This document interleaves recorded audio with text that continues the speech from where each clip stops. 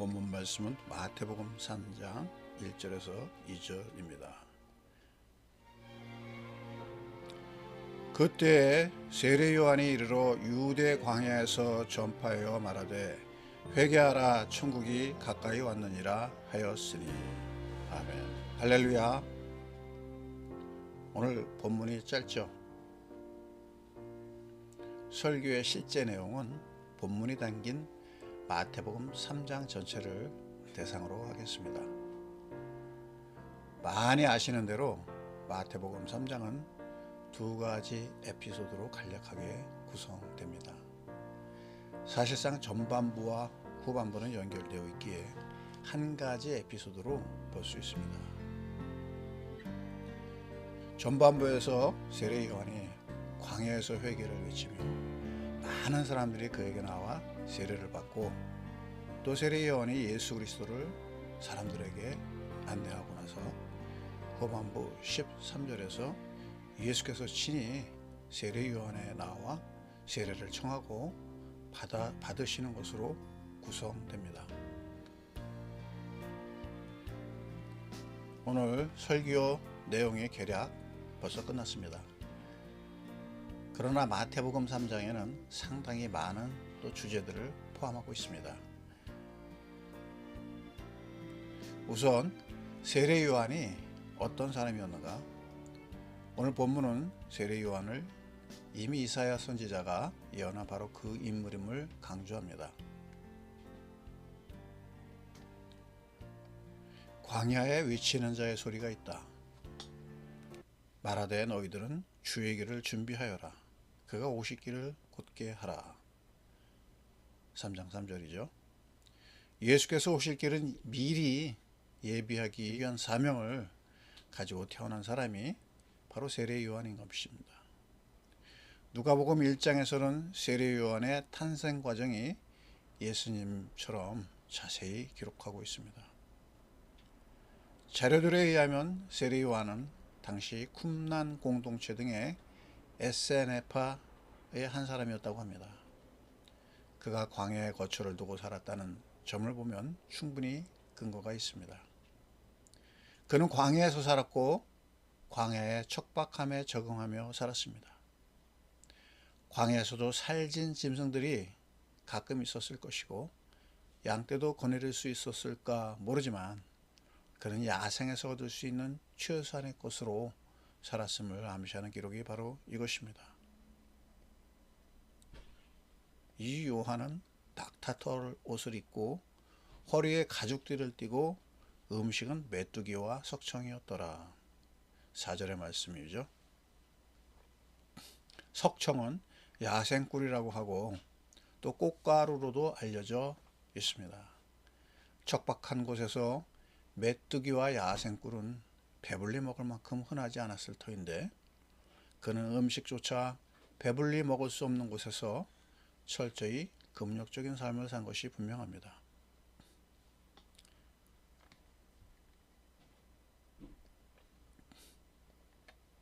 다른 사람은 모르나 저 같으면 이런 광야에서는 절대 살 수 없을 것 같습니다.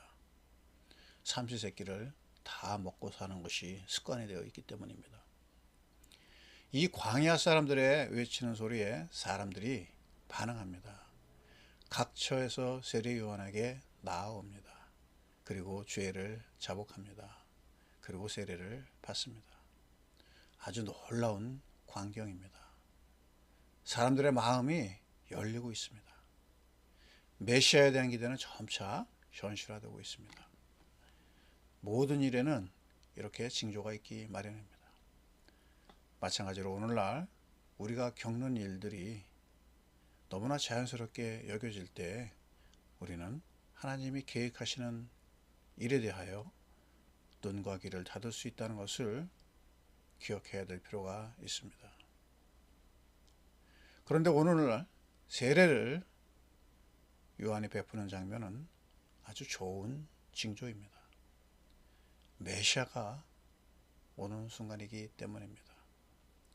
요한의 세례를 받으러 오는 사람들 중에는 바리새인과 사두개인들이 끼어 있었습니다. 그들이 오는 모습은 요한의 눈에 더 띄었던 것 같습니다. 일단의 무리로 오는 그 모습 속에서 그들이 징글징글하게 그 당시 사람들에게 난척을 많이 하는 바리새인들과 사기개인들임을 알 수 있었을 것입니다. 그들은 복장부터 이쪽 분위기가 아닙니다. 고급스러운 복장이고 걷는 모습도 달랐을 것 같습니다. 율법의 최고봉을 달리는 사람들에게 무언가 다른 모습이 너무 눈에 띌 정도입니다. 아마 요한이 거하는 그 광야에, 즉 에세나파 사람들은 그들에 비하면 너무나 촌내나는 사람들이었을 것입니다. 그러나 세례 요한은 그들을 보자마자 한바탕 억센 말들을 쏟아냅니다. 독사의 자식들아. 엄청난 욕이 아니겠습니까? 마태는 반들반들한 바리새인과 사두개인들이 그런 욕을 먹으며 어떤 대꾸라든가 반발을 하는 것으로 기록하지 않습니다만 그들은 그런 욕을 먹으며 당연하다고 생각지는 않았을 것 같습니다. 그러나 세례 요한의 말은 계속됩니다. 누가 너희를 가르쳐 임박한 진노를 피하라 하더냐. 그러므로 회개에 합당한 열매를 맺어라. 그리고 속으로 아브라함이 우리의 조상이라고 생각하지 말라. 내가 너희에게 말한다. 하나님은 능히 이 돌들로도 아브라함의 자손이 되게 하시리라. 이미 도끼가 나무 뿌리에 놓였다. 좋은 열매를 맺지 아니하는 나무마다 찍혀 불에 던져질 것이다. 세례 요한의 말은 거침없이 계속되었습니다. 이 장면은 마치 마태복음이라는 드라마의 전개가 어떻게 진행될 것인가를 보여주는 서두와 같습니다. 다른 복음서도 거의 마찬가지이지만 마태복음에서 제법 비중 있는 등장인물들 중에 이 바리새인과 사두개인들이 있습니다. 이들은 예수님이 가시는 곳마다 열심히 따라다닙니다. 그러나 곳곳에서 시비와 논쟁을 겁니다. 역시 오늘 세례 요한이 세례를 주는 장소부터 그들은 그 세례 요한이 거친 비판에 직면합니다. 오늘만 보면 그들은 수세에 직면한 듯한 모습입니다. 그러나 그들은 아마도 끄떡도 하지 않았을 것입니다. 세례 요한이 워낙 거친 언어로 회개를 촉구하는 인물로 잘 알려져 있었을 것이고 또 많은 사람들이 그의 그런 거친 도전을 받아들이고 그 앞에 세례를 받는 분위기에서 자신들을 그렇게 꾸짖는 세례 요한에게 대놓고 반기를 들 수 없는 권위를 느꼈을 것입니다. 여러분, 하나님이 하시는 말씀은 때로 내 앞에 사람을 통해 거칠게 선포될 수 있음을 기억하시기 바랍니다. 다만 돌처럼 굳은 마음을 그대로 안고 가면 안 됩니다. 그러기에 세례 요한은 어찌나 답답했는지 돌로도 하나님의 자손이 되게 하실 분이 하나님이심을 강조한 것이 아니겠습니까? 여러분, 돌이 아브라함의 자손이 되는 역사가 바로 예수 그리스도가 이 땅에 오신 사역으로부터 시작되었음을 우리가 또한 기억합시다. 유대인에게 이방인들은 돌만도 못한 존재였습니다. 왜냐하면 유대인 외에는 누구도 아브라함의 자손, 즉 하나님의 선민이 될 수가 없기 때문입니다. 이제 요한은 오실 메시아를 그들 앞에 선포하고 있습니다. 나는 너희로 회개하기 위하여 물로 세례를 베풀거니와 내 뒤에 오시는 이는 나보다 능력이 많다. 나는 그의 신을 들고 감당하지 못한다. 그분은 성령과 불로 너희에게 세례를 베풀 것이다.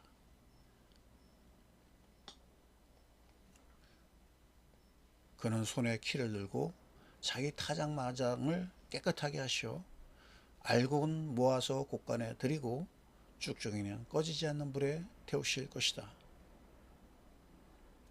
세례 요한의 메시아에 대한 이미지는 상당히 거칩니다. 세례 요한의 거친 광야의 삶을 통해 그가 인식한 메시아는 심판적 이미지가 강합니다. 그러나 성령과 불로 세례를 주시는 분은 누구겠습니까? 바로 하나님이신 그분의 일이 아니겠습니까? 그분은 세례 요한을 닮으신 분입니다. 그분은 그래서 세례를 행하십니다. 세례 요한은 물을 가지고 상징적인 세례를 통해 사람들의 마음의 변화를 꾀했지만 오실 메시아는 바로 성령, 즉 우리 영혼 자체를 변화시키는 분이십니다. 불로 세례를 베푼다는 것은 물과는 다른 차원의 세례입니다. 사실 물질로서 보면 물과 불은 정반대의 성격을 가지고 있습니다. 그러나 본질적인 공통점이 있습니다. 그것은 우리 영혼과 관계된다는 점입니다. 그리고 더러운 것을 씻어낸다는 특성을 가지고 있습니다.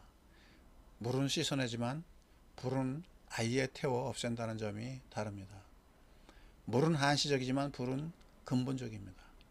그리고 물은 외적이지만 불은 내적입니다. 물은 몸에 가깝지만 불은 영혼에 가깝습니다. 여러분, 예수 그리스도가 주시는 세례를 받으시기 바랍니다. 불과 같이 뜨겁게 영혼을 태우시는 성령의 역사를 경험하시기를 바랍니다. 불은 악한 것들을 태워 없앱니다. 내 안에 악한 것들이 죽어야 합니다. 물도 불도 우리가 거듭나야 함을 역설합니다. 우리가 한 번에 모든 것이 변화할 수 있는 것이 아닐 수 있지만 우리 안에 작은 씨처럼 새로운 생명이 트입니다. 그것이 그리스도를 믿는 믿음의 결과입니다. 손에 키를 들고 알곡을 골라내신다는 것은 우리 안에 생명이 있는가의 문제입니다. 그 생명은 결코 피상적이거나 이론적이거나 또는 이념적인 것이 아니라 실제입니다. 우리가 숨쉬며 살듯이 실제하는 생명입니다. 우리가 우리 안에 그리스도의 생명이 깃드는지는 우리가 믿음으로 알 수 있습니다. 그래서 믿음이 중요합니다. 한번 생각해 봅시다. 여러분 앞에 있는 여러분의 아내나 남편이나 자식이나 형제나 혹은 친구를 믿습니까? 믿어지지 않아도 사람은 또 믿어주기도 합니다. 믿어져서 믿거나 믿기지 않지만 사랑으로 믿기도 합니다. 이 믿음의 바탕 위에 모든 인간관계가 형성되는 것은 만고의 진리입니다. 물론 상대가 누군가도 중요합니다. 사기꾼이 믿어지면 망하기 때문입니다. 우리 주 예수 그리스도가 믿어지면 다른 무엇보다 생명을 얻습니다. 다른 곳에서 생명을 얻고자 하지는 마십시오. 근본적으로 세상의 우상들은 생명을 말하지 않습니다. 세상의 많은 종교들이 좋은 것들을 주장합니다. 오늘날 번창하는 종교들의 공통적인 특징 하나가 있습니다. 그것은 평화입니다. 나와 나의 이웃이 평화롭게 살고 나라와 나라가 화평하고, 그리고 특별히 주장하는 바는 종교와 종교가 화평하게 지내는 것이 굉장히 중요한 가치로 여깁니다. 그럼에도 불구하고 나라와 나라가, 민족과 민족은 점점 거칠게 부딪히는 세계로 가고 있습니다. 성경은 세상 종교들의 이상적 평화론보다는 이런 말세적 모습을 적나라하게 말하고 있다는 점은 놀라운 일입니다. 사람들은 평화를 외치는 종교들에 열광하고 있지만 우리 기독교는 평화보다는 생명을 목적으로 하는 신앙임을 꼭 기억하시기 바랍니다. 생명을 주창하며 어떤 종교가 득세하는 날이 올 수도 있지만 예수 그리스도의 생명은 결코 이념의 허상이 아니라 실제하는 체험과 경험입니다. 그것이 물로도 불로도 임하는 성령의 세례입니다. 그것은 전인적인 변화와 새로운 것의 태동입니다. 우리가 가진 믿음의 고백이 바로 이러한 씨앗입니다. 마태복음 3장 13절에 세례 요한의 세례를 베풀며 바리새인들과 사두개인들이 있는 군중을 향하여 메시아의 노래를 알릴 때 예수님이 나오십니다. 예수님이 갈릴리에서 오신 것입니다. 그리고 요한에게 세례를 청하십니다. 요한이 예수님께 말합니다. 제가 당신에게 세례를 받아야 마땅한 일인데 당신이 저에게 오십니까? 예수님은 이제 세례를 허락하라. 우리가 이와 같이 하여 모든 의를 이루는 것이 합당하다. 예수님의 세례를 받고 물에서 올라오시자 즉시 하늘이 열렸습니다. 그리고 하나님의 성령이 비둘기같이 내려와서 예수님께 임하셨습니다. 그리고 하늘로부터 소리가 들려왔습니다. 이는 내 사랑하는 아들이다. 내가 기뻐하는 자다. 3장 17절의 말씀이죠. 이 광경을 세례 요한이나 다른 사람들이 보았는지는 모릅니다. 마태는 성령의 임재와 선포를 기록하고 있습니다. 필시 사람들 중에 본 사람들이 있기에 마태가 듣고 기록했을 것이라고 충분히 추정할 수 있습니다. 사람들이 세례를 받았지만 즉각적인 성령의 임재를 경험하지 못할 수 있었습니다. 그러나 예수님은 세례를 받자마자 성령의 임재 가운데 들어가셨습니다. 우리들도 마찬가지입니다. 성령이 임재하는 방법과 수준과 모양은 다르지만 궁극적으로 성령의 임재를 통해 우리의 전 존재가 새로워지는 과정으로 들어가게 될 것입니다. 전인격적인 변화를 수반하는 생명을 가지고 하나님께 나아가는 복을 다 누리시기를 바랍니다. 물론 예수 믿는다고 사람이 다 크게 변화되는 것은 아닐 수 있습니다. 그만큼 우리 안에 죄성이 작지 않다는 반증이기도 합니다. 그러기에 우리가 더욱 겸손해야 되는 이유입니다. 바리새인들이 왜 독사의 자식들이 되었는가? 우리 안에 뿌리 깊은 악이 어떤 형태로든 잠재한다는 진리입니다. 하나님 앞에서는 그러므로 누구도 자랑할 수가 없습니다. 물가로 나가서 자신의 몸이 강물에 잠기도록 하는 행위 속에서 우리 자신의 모든 것을 하나님 앞에 그저 잠잠히 내려놓음으로써 우리를 있는 그대로 용납하시는 분께서 우리 안에 생명을 주심을 믿습니다. 우리가 자랑할 것은 부모로부터 받은 그런 모태신앙도 아니고 우리가 쌓은 공덕도 아니고 오로지 우리를 받아주시고 물로 씻듯이 씻어주시고 불로 태우듯이 악한 것을 태우시고 알곡과 같이 생명의 씨를 주시는 그분을 자랑할 일입니다. 아멘. 여러분, 한 가지 우리가 해야 될 일이 있다면 그것이 무엇일까요? 오늘 본문에 의하면 우리가 할 일은 바로 발걸음을 옮겨 하나님의 말씀 있는 곳으로 가는 것입니다. 그런 점에서 바리새인도 사두개인도 세례 요한 앞에 가는 행위 자체는 칭찬할 만합니다. 그런데 그것은 예루살렘의 한가운데 높이 있는 성전이 아니었고 도시의 중심가도 아니었고 풍요로운 들판도 아니었고 거친 광야 한가운데였다는 점에도 주목해야 합니다. 거친 광야는 성경에서는 상당히 중요한 몫을 차지하는 공간입니다. 모세가 하나님을 만나고 또 모세가 이끈 백성들이 나와 하나님을 만난 곳이 광야입니다. 오늘 세례 요한이 세례를 베푼 곳도 광야를 지나는 요단강이고 마태복음 4장에 예수님이 금식을 하시면서 사탄의 시험을 받는 곳도 광야입니다. 여러분의 광야는 어디입니까? 광야는 거칠고 힘든 땅입니다. 아브라함은 풍요로운 땅의 대명사인 바벨론을 떠났습니다. 우상장사로 얼마나 재물이 풍부했을지 모릅니다. 그런 그가 그 자리를 박차고 광야길로 나아갔습니다. 때로는 하나님께서 우리를 광야로 부르십니다. 그럴 때 하나님이 나의 삶에 개입하시는 징조로 여기시기를 바랍니다. 오늘날 수많은 사람들이 광야를 만납니다. 그 광야가 두렵기도 하고 싫기도 하여 애굽으로 또 예루살렘으로 바벨론 성으로 되돌아가고자 합니다. 또는 너무 힘들어서 그 길을 가기를 포기하기도 합니다. 여러분 힘드십니까? 고난의 터널이 너무 깁니까? 외롭습니까? 목마름이 있습니까? 나 홀로 있을 때 광야에서 하나님을 만나는 기회가 될 수 있음을 기억하시기 바랍니다. 광야로 부르심을 받은 자가 오히려 복될 수 있음을 기억하시기 바랍니다. 물질로, 세상의 여러 가지 소유로, 지위로, 관계로, 일의 성취로 취하였을 때보다 오히려 굶주리고 외롭고 거친 세상의 바람에 휩싸일 때 그 광야 항복판에서 하나님의 은혜가 호련히 우리에게 임하는 참 좋은 기회가 될 수 있음을 기억합시다.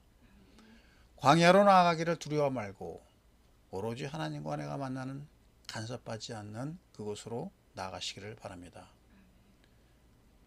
그리고 광야에서 만나시는 분을 기대합시다. 아멘. 기도하겠습니다. 하나님 아버지, 광야 한복판에서 외치는 세리요한의 목소리를 듣게 하여 주시옵소서. 불과 성령으로 임하시는 하나님의 생명을 누리는 모든 우리의 사랑하는 사람들이 되기를 간구하며 감사하며 우리 주 예수 그리스도 이름으로 기도합니다. 아멘. 나를 만드시고 나를 부르시며 날 사랑하시는 오직 단 하나 내 존재의 이유가 되신 주님